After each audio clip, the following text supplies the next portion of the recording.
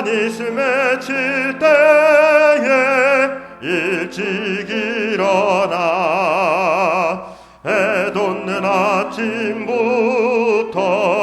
힘써서 일하라. 일할 수 없는 밤이 속히 오리라. 어두운 밤 시대리니 내 직분 지켜서 일할 때 일하면서 놀지 말아라. 낮에는 수고하나 쉴 때도 겠네.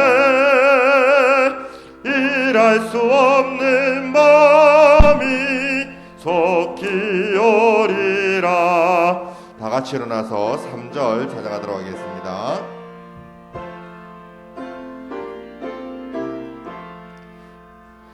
어두운 밤 시대리니 내 직분 지켜서 진인의 비킨 곁에 힘써 일하고 그 빛이 나여서 어둡게 되어도 할 수만 있는 대로 힘써 일하라.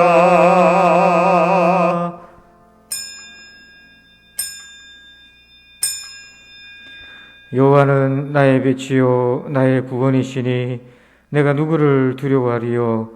여호와는 내 생명의 능력이시니 내가 누구를 무서워하리요. 아멘.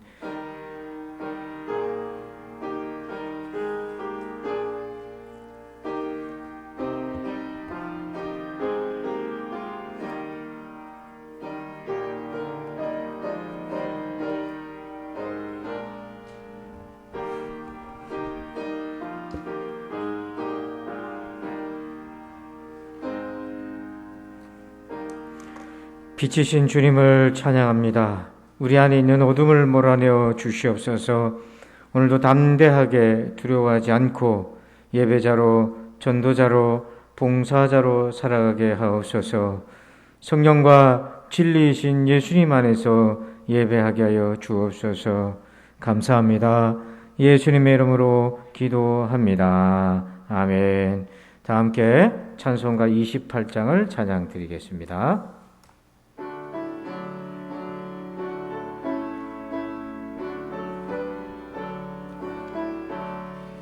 복의 근원 강림하사 찬송하게 하소서. 한량없이 자비하심 증량할 길 없도다. 천사들의 찬송가를 내게 가르치소서. 구속하신 그 사랑을 항상 찬송합니다. 주의 크신 도움받아 이때까지 왔으니 이와 같이 천국에도 이르기를 바라네. 하나님의 품을 떠나 죄에 빠진 우리를 예수 구원하시려고 보혈을 흘려주셨네. 주의 귀한 은혜 받고 일생 빚진 자 되네.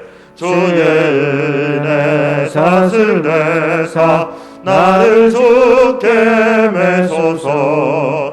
우리 마음은 연약하여 범죄하기 쉬우니 하나님이 받으시고 천국인을 치소서. 아멘. 교독문 22번 시편 37편을 교독합니다. 악을 행하는 자들 때문에 불평하지 말며 불의를 행하는 자들을 시기하지 말지어다. 그들은 풀과 같이 속히 배임을 당할 것이며 푸른 새도 같이 세잔할 것이미로다. 여호와를 의뢰하고 선을 행하라. 땅에 머무는 동안 그의 성실을 먹을거리로 삼을지어다. 또 여호와를 기뻐하라. 그가 내 마음의 소원을 내게 이루어 주시리로다. 내 길을 여호와께 맡기라. 그를 의지하면 그가 이루시고 내 의를 빛같이 나타내시며 내 공의를 정오의 빛같이 하시리로다. 여호와 앞에 잠잠하고 참고 기다리라. 자기 길이 형통하며 악한 꾀를 이루는 자 때문에 불평하지 말지어다. 분을 그치고 노를 버리며 불평하지 말라. 오히려 악을 만들 뿐이라. 아멘. 나는 전능하신 아버지 하나님 천지의 창조주를 믿습니다. 나는 그의 유일하신 아들 우리 주 예수 그리스도를 믿습니다. 그는 성령으로 잉태되어 동정녀 마리아에게서 나시고 본디오 빌라도에게 고난을 받아 십자가에 못 박혀 죽으시고 장사된 지 사흘 만에 죽은 자 가운데서 다시 살아나셨으며 하늘에 오르시어 전능하신 아버지 하나님 우편에 앉아 계시다가 거기로부터 살아있는 자와 죽은 자를 심판하러 오십니다.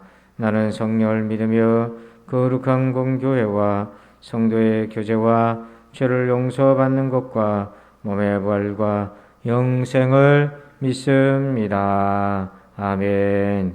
다 함께 자리에 앉으셔서 우리 함께 찬양합니다. 오직 주의 은혜로 함께 찬양하겠습니다.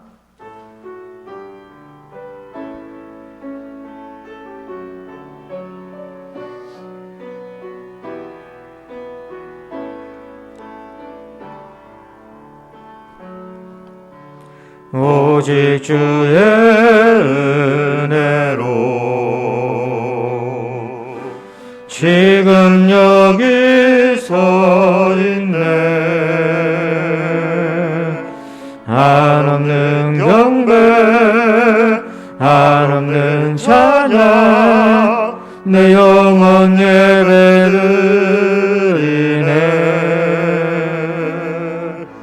나를 위해 이 땅에 오신 주의 은혜 십자가 고통 이기신 주님 그 은혜 어찌 잊으리. 주는 날 채우시네. 주는 보게 하시네. 살아가는 동안 은혜로만 살리 십자가의 우리 다시 한번 찬양합니다. 오직 주의 은혜로 오직 주의 은혜로 지금 여기 서 있네. 한없는 경배 한없는 찬양 내 영혼 예배드리네.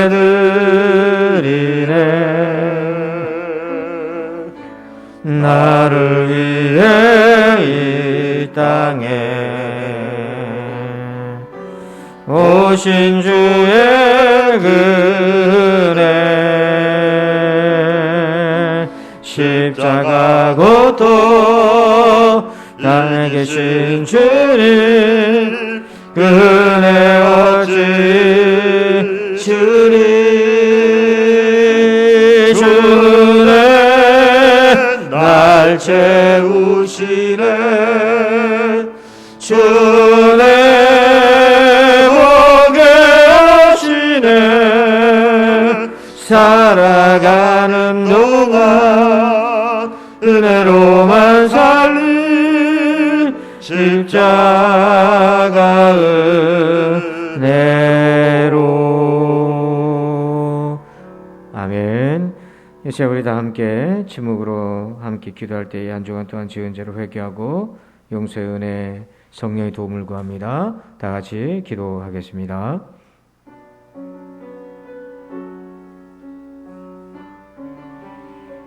아버지,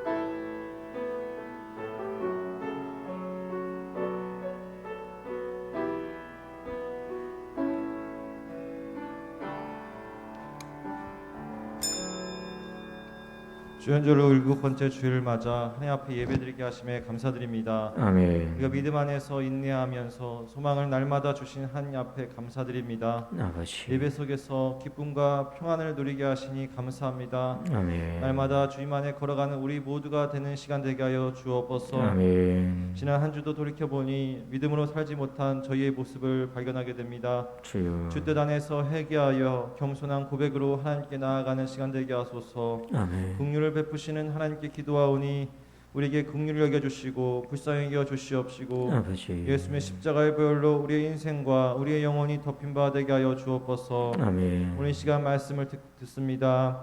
빛과 어둠이라는 말씀을 듣습니다. 믿음으로 말씀을 받아 인내하여서 백배의 결실을 맺는 토양이 되게 하시고 하나님의 나라가 이루어지게 하여 주옵소서. 아멘. 전하는 자와 듣는 자가 함께 은혜의 시간 되게 하시며 말씀을 듣는 우리는 말씀대로 살아가게 하여 주셔서 아버지, 성령의 능력으로 살게 하여 주옵소서. 아멘. 교회와 담임 목사님을 위해 기도합니다. 부산진 교회가 하나님의 꿈을 이루게 하여 주시고 주여. 담임 목사님에게는 하나님의 비전과 하나님의 마음을 부어 주시옵소서. 아멘. 그 가정과 하는 일에 은총을 더하여 주시옵소서. 아멘. 온 교회가 하나 되고 연합되어서 하나님의 뜻을 이루어 성령의 역사 일어나게 하소서. 아멘. 지금은 처음 시간입니다. 하나님의 은혜로 우리의 예배를 인도하여 주소서. 아멘. 영과 진료로 예배드리기 원하오며 예수 그리스도 이름으로 기도드립니다. 아멘.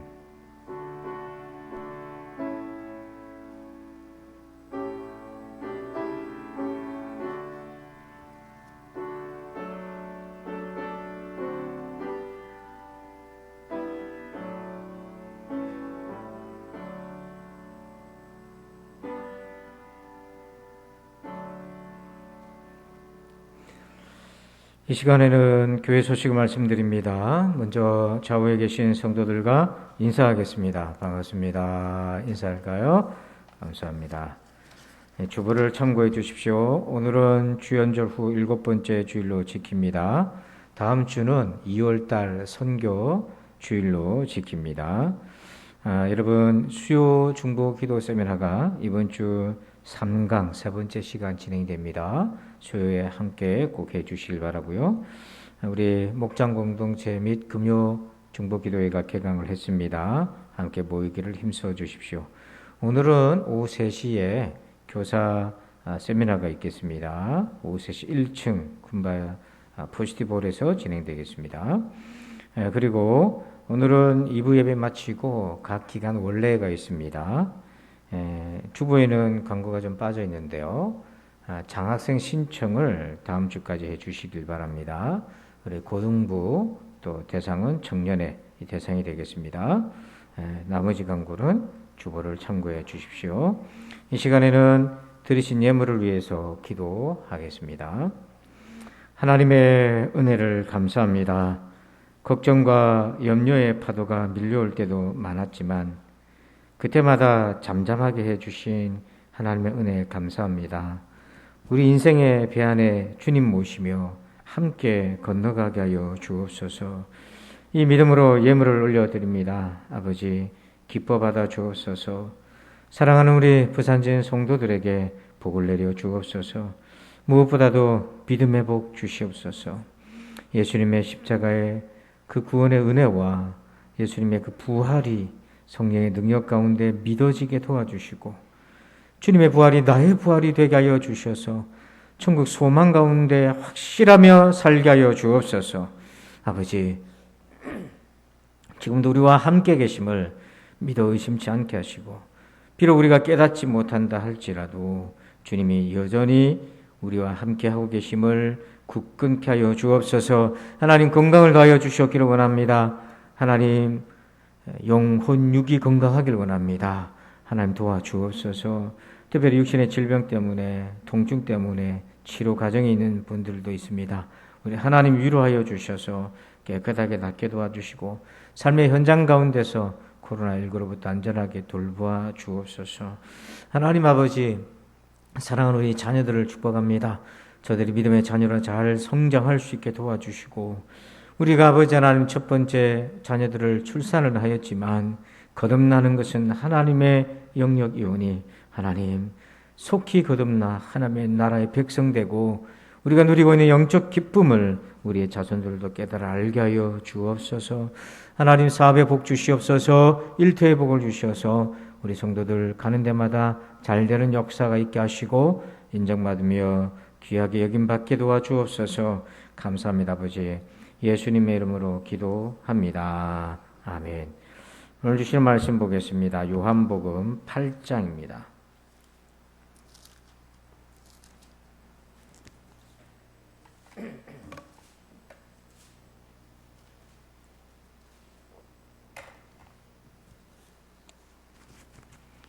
요한복음 8장 1절로 12절입니다.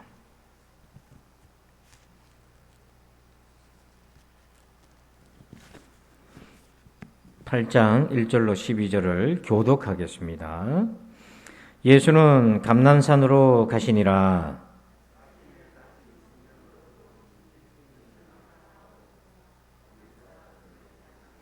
서기관들과 바리새인들이 음행 중에 잡힌 여자를 끌고 와 가운데 세우고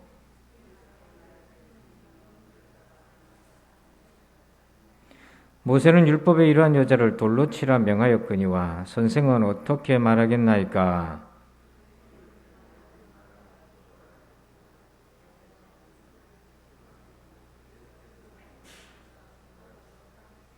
그들이 묻기를 맞이 아니하는지라. 이에 일어나 이르시되 너희 중에 죄 없는 자가 먼저 돌로 치라 하시고,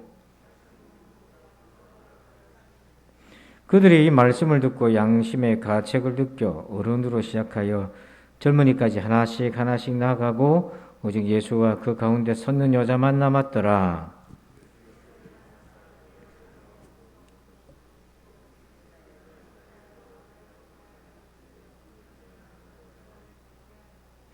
대답하되 주여 없나이다.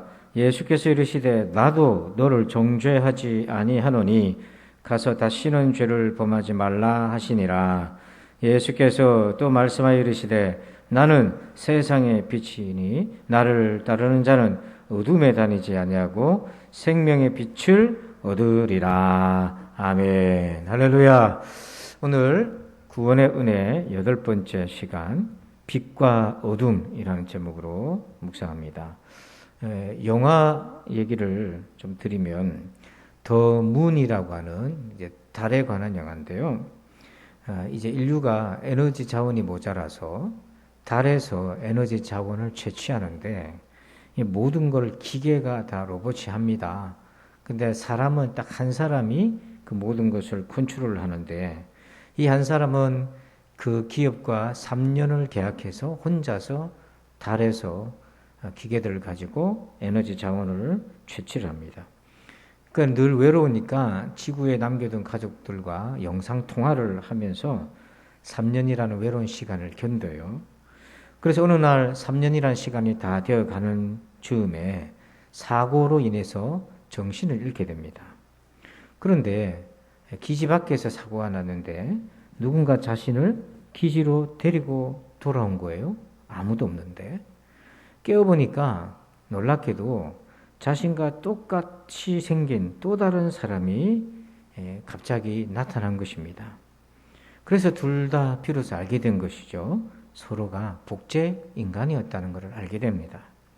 실제 동일한 인물이 있었지만, 실제 동일한 인물의 기억도 일부 가지고 있었지만 그 인물은 죽은 지가 오래되었고 이들은 자기들이 복제 인간임을 알게 되었어요. 자, 그런데 자기가 누구인지 알게 되는 그 순간 아무리 복제 인간이라 하더라도 진짜 자신으로 살고 싶어하는 마음을 가지게 됩니다. 그래서 우여곡절 끝에 살아남은 한 사람은 지구로 돌아가서 이 모든 사실을 밝히고 한 인간으로 살아가게 되죠. 이처럼 자신이 누구인지를 아는 순간 사람에게는 구원의 길이 열리는 경험을 하게 됩니다. 문제는 우리가 누구인지 모르고 살아가고 있다는 것이고 그것을 일깨워주는 사람이 없다고 하는 사실이죠. 그래서 언젠가 읽은 책에 이런 구절이 있었어요. 잠을 완전히 깨는데 가장 좋은 방법은 빛이 눈으로 들어가게 하는 것이다. 그래서 요한복음 8장 12절에 예수께서 또 말씀하여 이르시되 나는 세상의 빛이니 나를 따르는 자는 어둠에 다니지 아니하고 생명의 빛을 얻으리라 말씀하셨어요. 예수님 말씀은 명확하십니다. 예수님이 빛이라는 거예요. 그리고 우리는 어둠이라는 것입니다. 그런데 우리가 어떤 어둠입니까? 또 이 어둠에서 벗어나게 하는 분은 예수님이신데 그래서 그 예수님을 생명의 빛이라고 말씀하십니다. 그래서 오늘 빛으로서의 예수님을 내가 만났나? 나는 어떤 어둠을 가지고 있나? 우리는 어떻게 빛이신 예수님을 만날 수 있는가 하는 거죠. 먼저 우리에게는요, 두 가지 어둠이 있습니다.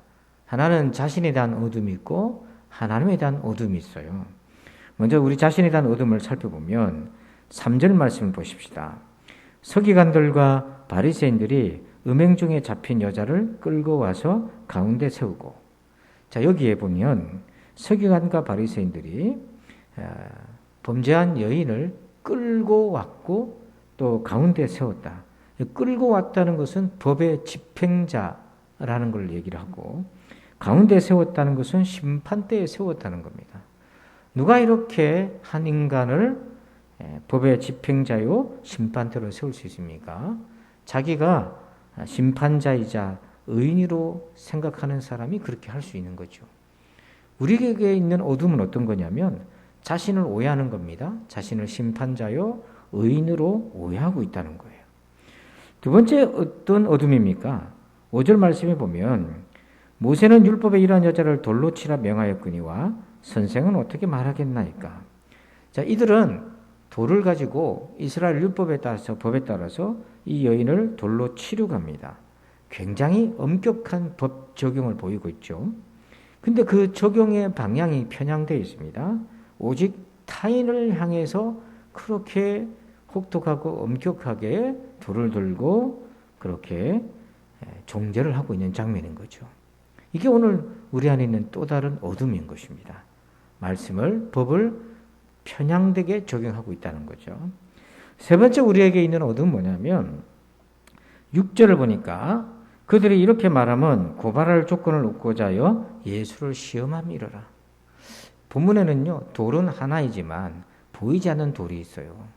서기관과 바리새인들이 죄를 지은 여인을 끌고 온 목적이 있습니다.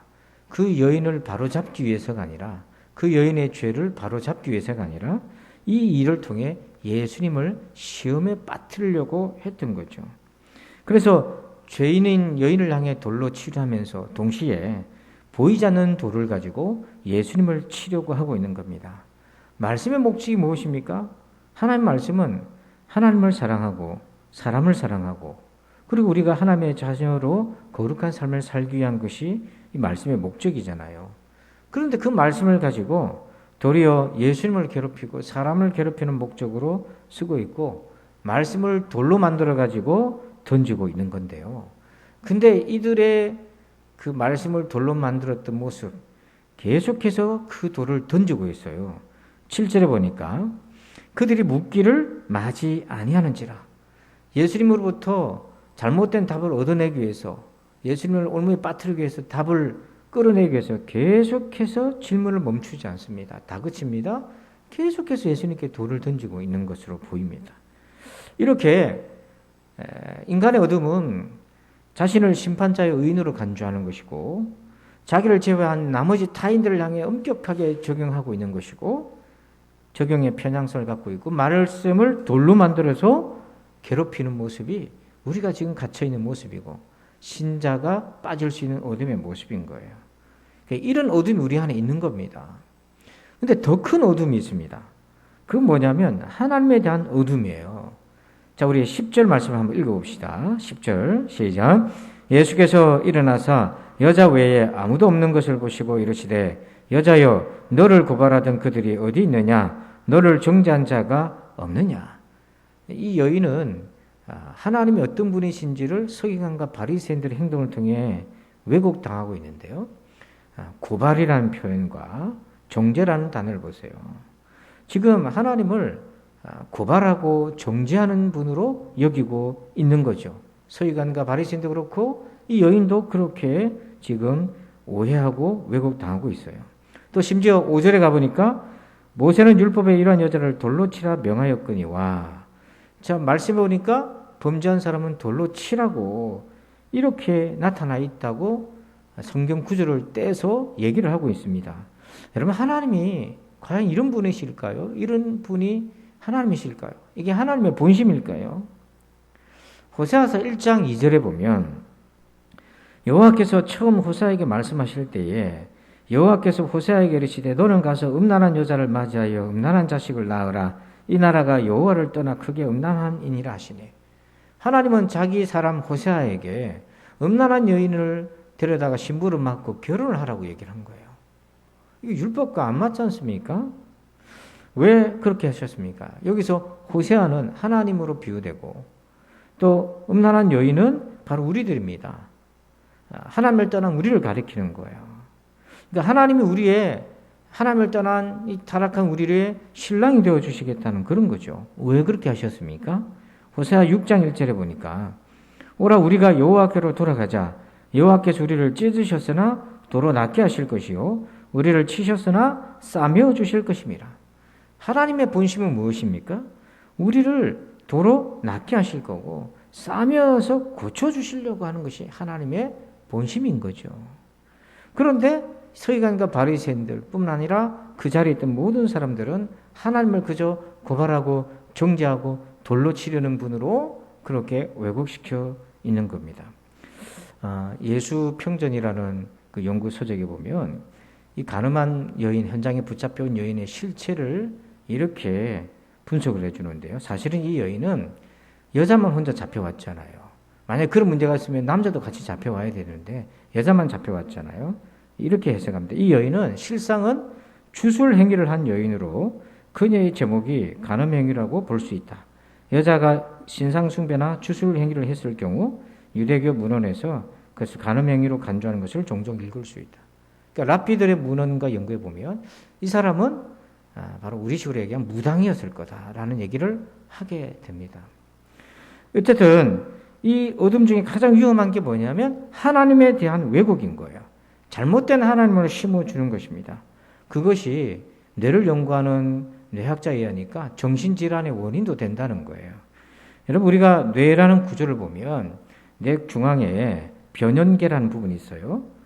이건 뭐냐면 우리가 일종의 동물적인 그런 뇌에 연결이 되는데 두려워한다든지 긴장한다든지 이런 것들, 두려워한다는 이런 것들을 느끼는 곳인데 그거를 통해서 조심도 하고 경계도 하고 이렇게 할 수 있는데 그 뇌의 바깥 부분에 대뇌 피질 부분이 있는데 거기는 이성, 공감, 판단, 분석 이런 뇌의 특징들이 다 있어요.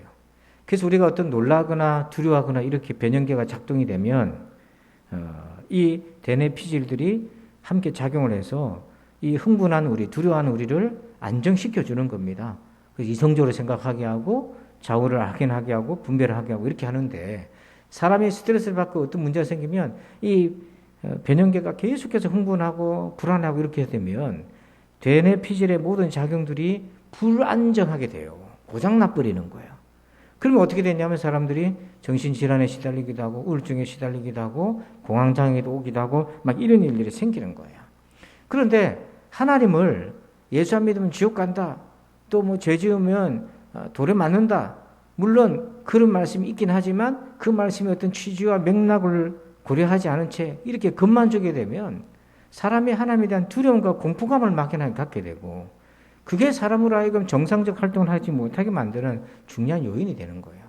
그런데 성경의 하나님은 어떤 하나님이시냐면 그런 죄인인 우리를 위해서 아들을 내어주신 사랑과 긍휼의 하나님이시거든요. 그 사랑과 긍휼의 하나님을 만나면 어떤 일이 생기는가? 우리의 병든 뇌가 하나님의 창조하셨던 원리대로 모든 것들이 제자리를 잘 잡아서 정상적인 삶을 살 수 있도록 도와준다는 거예요. 그래서 잘못된 하나님관이 심어지면 사람의 영혼까지 몸까지 파괴시킬 수 있는 거죠. 이런 어두움이 이 세상 가운데 하나님에 대한 왜곡 가운데 있다는 얘기죠. 자, 그렇다면 이런 어두움을 어떻게 예수님이 빛으로 오셔서 비춰주십니까? 어떻게 우리에게 생명의 빛이 되어주신단 말입니까? 세 가지 중요한 포인트가 있어요. 첫째는 뭐냐면 빛의 공간을 예수님이 만들어줍니다. 빛이 들어올 수 있는 공간을 만들어주시죠. 자, 우리 6절 말씀을 한번 읽어볼까요? 시작. 그들이 이렇게 말하면 고발할 조건을 놓고자 하여 예수를 시험함이로라. 예수께서 몸을 굽히사 손가락으로 땅에 쓰시니. 여러분, 갑자기 예수님이 몸을 굽혀서 손가락으로 땅에 글을 쓰십니다. 굉장히 엉뚱한 행동을 하십니다. 지금 전체 흥분하고 가열되어 있고 돌을 들고 있고 일촉즉발의 위기가 있는데 갑자기 예수님이 그 흐름의 분위기를 딱 깨면서 계속해서 바리새인들과 서기관들이 추궁하고 질문하는데 예수님은 답하지 않고 엎드려가지고 손가락으로 땅에 글을 쓰셔요. 그러니까 사람들이 의아해하면서 쳐다보지 않았겠습니까? 근데 한 번만 하신 것이 아니라 또 하셨어요. 8절에 보면 다시 몸을 굽혀 손가락으로 땅에 쓰시니. 그러니까 사람들이 예수님 뭐라고 쓰셨을까라고 궁금해하는데 그거 여러분 궁금해할 필요가 없어요. 우리가 만약 알아야 될 내용이라면 얘기를 했을 겁니다. 성경 전체 어디를 봐도 땅에 쓰신 글 때문에 사람들이 어떤 변화가 생겼거나 영향을 받았거나 그런 건 없어요. 여러분 그래서 과도한 호기심을 갖지 마세요. 자, 그러면 땅에 글을 쓰신 이유가 뭔가? 그것이 가져온 효과는 뭔가? 왜 그렇게 하셨나? 서기관과 바리새인들은요, 답을 정해놓고 예수님을 아까 그 여인이 단순한 성적 타락자가 아니라 주술 행위를 했던 여인이라고 본다면 그 주술 행위를 한 여인과 예수님을 동급으로 해서 신성 모독자를 만들어서 예수님을 올무에 걸려고 숨가쁘게 달려들고 있는 이들의 모습인데 그걸 순간을 예수님이 멈추셨어요. 땅에 글을 쓰면서 스탑시키셨어요. 왜 그렇게 하셨냐면 그들의 어두움에 빛이 들어갈 공간을 예수님이 확보하시는 거예요. 그래서 주디 브라운이라고 하는 분이 쓴 시 중에 불이라는 시이 있는데요. 불을 타오르게 하는 것은 장작 사이의 공간, 숨쉴 공간이다. 너무 많은 좋은 것, 너무 많은 장작을 바싹 붙여 쌓는 것은 오히려 불을 꺼뜨릴 수도 있다. 한 바가지의 물이 거의 틀림없이 불을 꺼뜨리는 것처럼 그렇게 해. 자, 불이 타오르려면 숨쉴 공간이 필요하다고 얘기합니다. 그러니까 어둠에 빛이 들어가려면 그 어둠을 뚫어내는 그리고 빛이 들어갈 수 있는 공간이 일어나야 됩니다. 그래서 예수님이 멈추셔서 땅에 글을 쓰셨는데 빛이 들어갈 공간을 만드셨는데 비로소 열렸어요. 공간이 열렸어요. 어떻게 열렸습니까? 9절 말씀에 이렇게 되어 있습니다. 그들이 이 말씀을 듣고 계속해서 몰아붙이던 그들이 비로소 예수님이 땅에 손가락으로 글을 쓰시고 난 이후에 그들의 예수님 말씀을 듣기를 시작했다. 빛이 어둠에 들어가기를 시작했다는 거죠. 두 번째는 율법의 방향을 바꾸셨어요. 자, 율법으로 다른 사람을 조명하고 바라보던 사람들이었습니다. 그런데 예수님이 어떻게 하셨냐면 그 방향을 바꿔서 자기를 보게 만들었어요. 자, 7절 말씀을 같이 읽어봅시다. 시작. 그들이 묻기를 맞이 아니하는지라 이에 일어나 이르시되 너희 중에 죄 없는 자가 먼저 돌로 치라 하시고. 죄 없는 자가 먼저 돌로 치라. 이건 자기들이 율법에 따라서 죄를 지은 여인을 돌로 치려 했습니다. 그런데 예수님은 그렇게 하려는 사람들을 스스로를 율법, 하나님의 말씀이잖아요. 하나님의 말씀의 관점으로 각자 자기를 돌아보게 만들어줬어요. 타인을 정죄하던 그 시각으로 자신들을 보게 만들어주신 거예요. 여러분, 신앙생활을 잘하는 사람의 특징이 있습니다. 말씀을 가지고 자기를 볼 줄 아는 능력이 있는 사람이에요. 여러분, EBS에서 실험을 하나 했는데요. 메타인지라는 실험을 했는데 이게 뭐냐면 상위 0.1%에 들어가는 우수한 학생들과 일반 학생들이 어떤 차이가 있는가라는 걸 연구를 했어요. 그러니까 상위 0.1% 정도 되면 일반 학생들보다 독특하고 뛰어난 능력이 있지 않았겠는가 하고 조사를 했는데 연구 결과가 참 엉뚱해요. 결과적으로 0.1% 들은 아이들이 일반적인 아이들보다 기억력이 좋거나 IQ가 좋은 것이 별로 아니었다는 거예요. 기억력은 비슷하고 IQ도 비슷했어요. 그럼 어디서 이런 실력의 차이가 났는가 했더니 이것이었습니다. 주요 원인이. 일반 아이들은 자기가 아는 것과 모르는 것의 경계가 불확실한 거예요. 모르는 것도 아는 것처럼 여겼던 거예요. 근데 0.1%에 들어갔던 아이들은 뭐냐면 자기가 아는 것과 모르는 것을 분명하게 알은 거죠. 그래서 모르는 것을 모른다고 알았기 때문에 그걸 집중적으로 공부를 해서 아는 것으로 만들어냈고, 일반 아이들은 이게 모르는 건데도 아는 것처럼 여기서 넘어간 거예요. 그래서 그게 틀리게 됐던 거죠. 이게 뭐냐면 내가 나를 아는 능력, 이걸 메타인지라고 하는 겁니다. 여러분 사진에 보면 그림자가 있잖아요. 자기가 지금 그림자 자기 모습을 보는 거잖아요. 내가 나를 보는 거잖아요. 이거는 메타인지가 아닙니다. 내가 나를 보는 거는 어둠이 어둠을 보면 맹인이 맹인을 인도하는 거예요. 이제는 맹인인 내가 나를 보는 게 아니라 다른 관점으로 나를 봐야 되는데, 우리에게는 그게 뭐냐면 하나님의 말씀으로 나를 보는 것이 이게 메타인지인 거예요. 아니 맹인이 맹인을 봐야 또 구덩이에 빠지고 또 길을 잃는 거니까 그건 메타인지가 아니고 오히려 잘못된 건데, 말씀의 눈으로 빛의 눈으로 빛으로 나를 봐야 내가 어떤 사람인지 비로소 보이는 거잖아요. 그래서 신앙생활을 잘하는 사람의 특징은 자기가 자기를 보는 게 아니라 하나님의 눈으로 자기를 볼 줄 아는 사람. 그러면 어떤 일이 생기는가? 9절 말씀 읽어봅시다. 시작. 그들이 이 말씀을 듣고 양심의 가책을 느껴 어른으로 시작하여 젊은이까지 하나씩 하나씩 나가고 오직 예수와 그 가운데 섰는 여자만 남았더라. 그랬더니 이 말씀을 듣고 그 말씀으로 자기를 비췄더니, 율법이라는 말씀이라는 관점으로 자기를 봤더니 이게 메타인지잖아요. 자기를 초월해서 말씀의 눈으로 봤더니 양심의 가책이 생겼어요. 여러분 여기 가책이라고 하는 헬라어 단어는 어떤 의미가 있냐면 비추어서 드러내다는 거예요.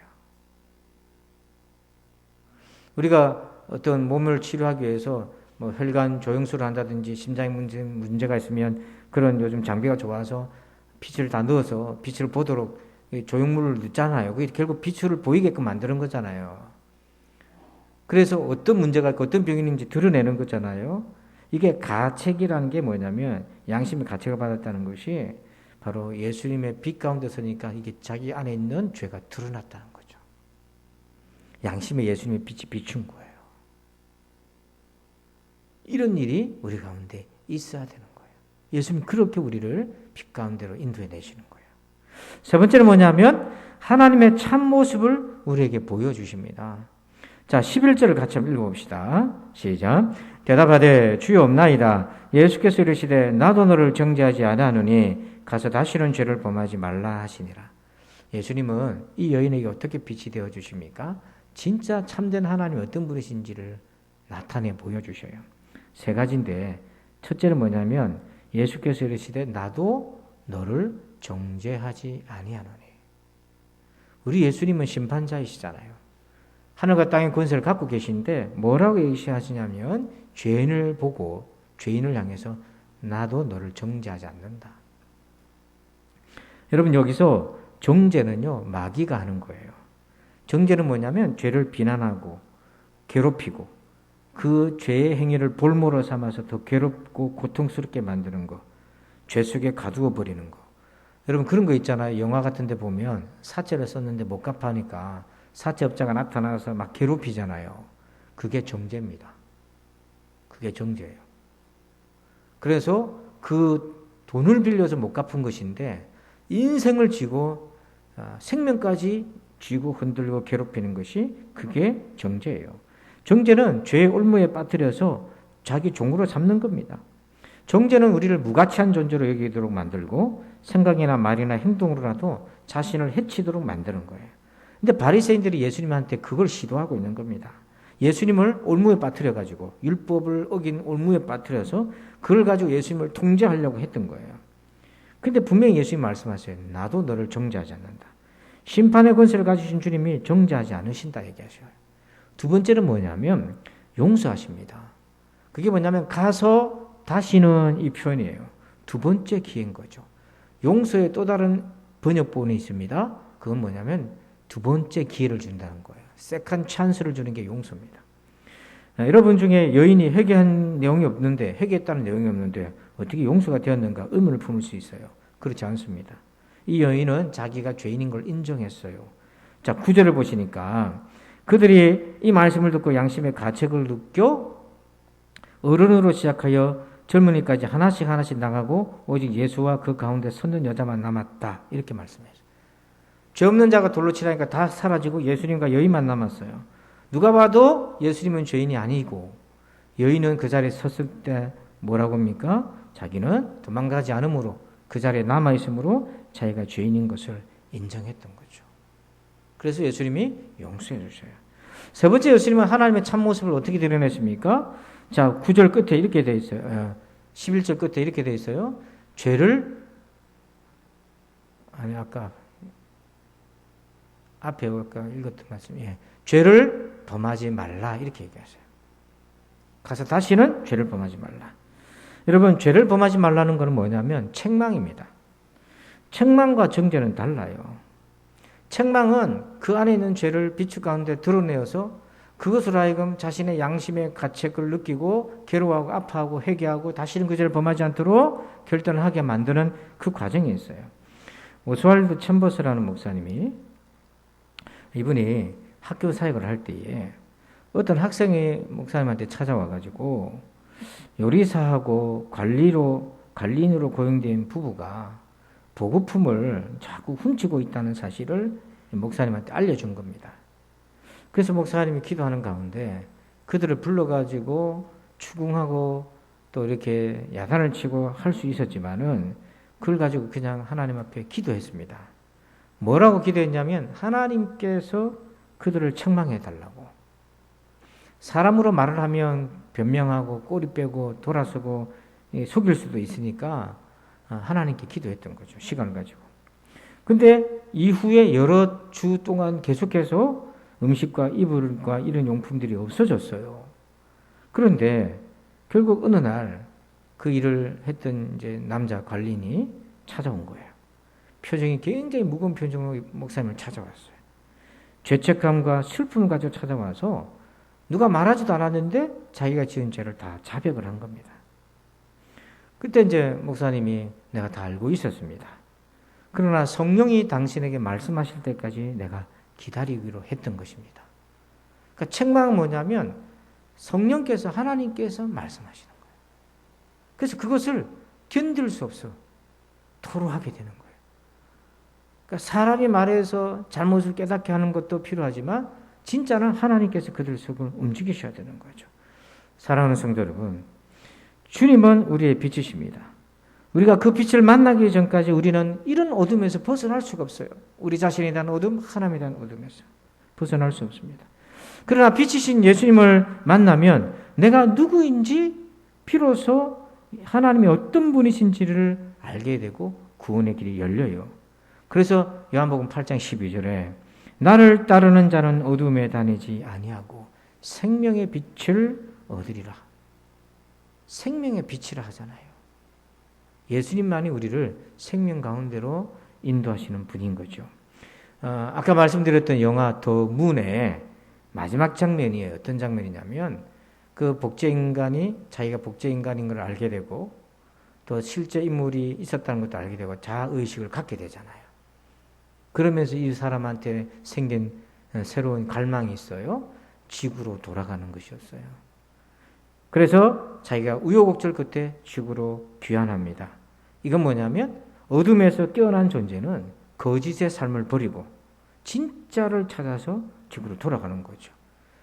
어둠에 갇혀서 속고 있던 우리 인생이 예수님을 만나면 진짜 인생으로 돌아가고 가짜 인생에서 벗어나서 진짜 하나님을 믿는 인생으로 예수님의 제자로 살아가게 됩니다.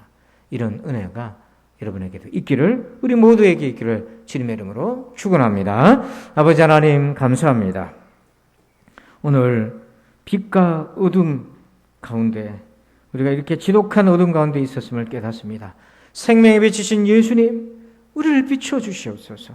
내가 어떤 어둠에 있는지를 알게 하시고 주님이 어떤 분이신지를 알게 하여 주셔서 생명의 빛으로 나오게 하여 주옵소서. 감사하며 예수님의 이름으로 기도합니다. 아멘. 우리 다 함께 자리에 일어나셔서 송령 60장을 찬양 드리겠습니다.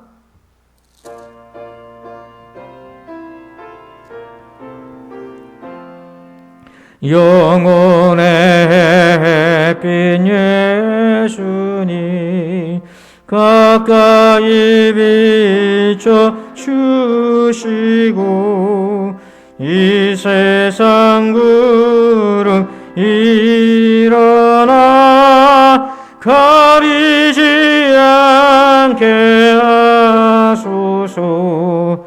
이 눈에 단 자 모기 전 고요히 비유를 그리며 구주의 품에 안기니 한없이 평안합니다.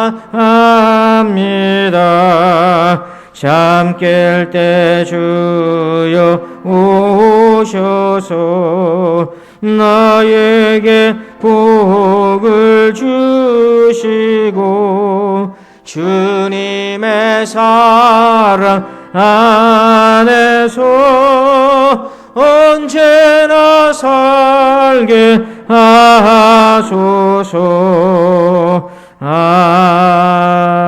아멘.